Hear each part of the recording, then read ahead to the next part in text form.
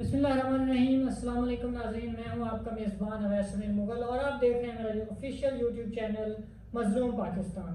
नाज़रीन, आज हम बात करेंगे शुरकोट के हवाले से कि यहाँ पर एक जंग छिड़ी हुई है असिस्टेंट कमिश्नर शुरकोट और बार के वकला के दरमियान।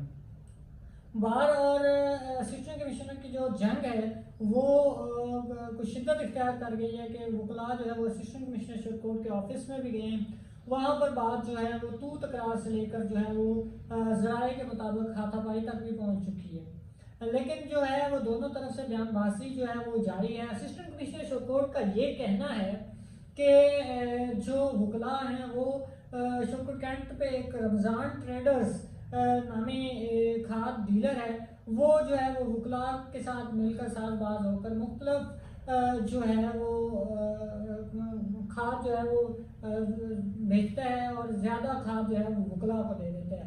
लेकिन जब वकला का मौक़िफ़ लेने की कोशिश की गई तो सदर बार ने कहा कि जो शोरकोट का नवाही इलाका कोठी अड्डा है, वहाँ पे जो राना ट्रेडर्स हैं वो जो है वो फ्रंट मैन है असिस्टेंट कमिश्नर शोरकोट के, और वो उनके ज़रिए जो है वो ब्लैक खाद जो है वो बेची जा रही है। वैसे मेरे ज़राए में भी कुछ ये कंफर्म किया है कि राना ट्रेडर जो है वो इन इलीगल एक्टिविटीज़ में जो है वो मुबैना तौर पर शामिल है, और वहाँ पे जो है वो खाद जो है वो काफ़ी ज़्यादा इस तरह फ़रोख्त होती है कि वो लोग इस हवाले से जो है वो असिस्टेंट कमिश्नर ऐसे बड़े इस हवाले से मीटिंग्स करते रहते हैं। मैं भी अक्सर मीटिंग्स में जाता हूँ, तो वहाँ पर जो है वो डीलर एक ही बात करते हुए नज़र आते हैं कि सर देखिए, हमने इतनी ज़्यादा इन्वेस्टमेंट की है तो हमें भी जो है वो कुछ रिलीफ मिलना चाहिए। कुछ हमारे ताल्लुक वाले होते हैं, कुछ रिश्तेदार होते हैं जिनको हमने जो है फैसिलिटेट करना है, तो इसके लिए हमारे पास भी जो हमें भी कुछ ना इसमें जो है वो कोटा सिस्टम रखना है कि 300 बैग आए हैं तो उसमें से 50 या 60 बैग जो है वो आप हमें दे दें, जिसमें हम अपने ताल्लुक वालों को जो है राज़ी कर लें।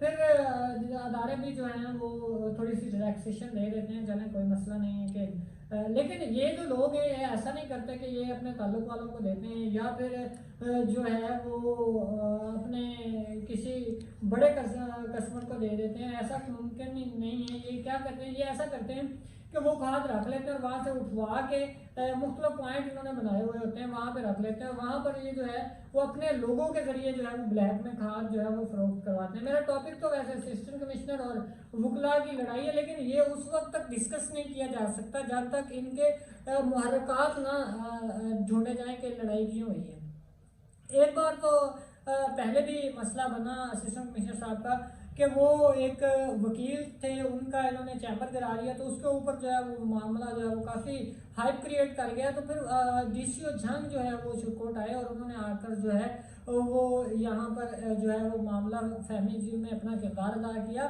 लेकिन अब जो है वो मामला जो है बढ़ गया, लेकिन एक दूसरे तरफ से जो है वो इल्ज़ामात की भी बौछार की गई है। लेकिन इल्ज़ामात जो हैं वो सिर्फ और सिर्फ जो असिस्टेंट कमिश्नर साहब हैं वो खाद के लगा रहे हैं, लेकिन वकला जो हैं वो खाद और साथ में जो है वो आटे के इल्ज़ामात लगा रहे हैं। इनमें से ये महसूस ये हो रहा है कि जो असल मसला है जो जहाँ से क्रिएट हुआ है वो जो है वो खाद डीलरों से। अगर फर्ज कर लें दोनों बड़ी जो है वो एक बड़े मोतबर अदारों से हैं, असिस्टेंट कमिश्नर साहब भी और सदर बार, जनरल सेक्रेटरी बार और जॉइंट सेक्रेटरी बार भी। लेकिन अब देखें, अगर फर्ज करें दोनों में से एक पार्टी सच्ची तो है ना, इसमें तो कंप्रोमाइज़ नहीं किया जा सकता। दोनों सच्ची भी हो सकती हैं लेकिन दोनों झूठी मैं तो नहीं कहूँगा कि दोनों झूठी होंगी। हो सकता है कि एक पार्टी को जो है वो रिलीफ मिल गया और दूसरी पार्टी को ना मिला हो सकता है दोनों को मिल गया और उसके जद में आकर जो है वो एक दूसरे पे जो है वो इल्ज़ामात की बौछार की गई। अच्छा, जो भी है, अगर फर्ज करें सदर बार, जनरल सेक्रेटरी बार और जॉइंट सेक्रेटरी बार ने ये बात की है तो इट्स मीन कि वो रीजनेबल पोस्ट पर बैठे हुए हैं और बड़े रिस्पॉन्सिबल लोग हैं ये, तो उनकी बात में वजन तो होगा ना। उनकी अगर उनकी बात सच्ची है तो फिर कार डीलर जो डीलर हैं, जो राना ट्रेडर्स हैं कोठी अड्डा पे, उनके ऊपर कार्रवाई होनी चाहिए। और जो असिस्टेंट कमिश्नर साहब हैं वो भी बड़ी ज़बरदस्त किस्म की पोस्ट है, रिस्पॉन्सिबल पोस्ट पे बैठे हैं, वो जो है वो ऐसी बात नहीं कर देंगे। अगर उनकी बात सच्ची है तो फिर इसके जद में जो है वो रमज़ान ट्रेडर्स है, यानी कि गलबन मेरा ख्याल है कैंट रोड वाले, तो फिर वो उनके ऊपर कानूनी का ये जो जंग है ये आपस में सोशल मीडिया पर तो बड़ी वायरल हो रही है, बड़ी चल रही है।